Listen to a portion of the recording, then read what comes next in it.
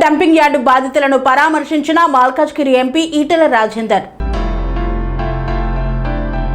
Jawahar Nagar dumping yard నుండి వెలువడుతున్న దుర్వాసన, దోమల వ్యాప్తి, నీటి కాలుష్యం, పర్యావరణ కాలుష్యం కారణంగా స్థానిక ప్రజలు తీవ్ర ఇబ్బందులు ఎదుర్కొంటున్నారని బాధితులు ఆవేదన వ్యక్తం చేశారు.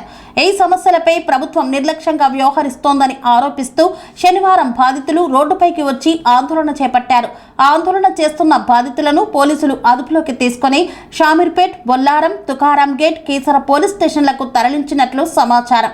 ఈ నేపథ్యంలో పార్లమెంటు సభ్యులు ఈటెల రాజేందర్ ఆయా పోలీస్ స్టేషన్లకు వెళ్లి అదుపులో ఉన్న బాధితులను పరామర్శించారు. వారి సమస్యలను అడిగి తెలుసుకుని ప్రజల ఆరోగ్యానికి సంబంధించిన సమస్యలను ప్రభుత్వం వెంటనే పరిష్కరించాలని డిమాండ్ చేశారు.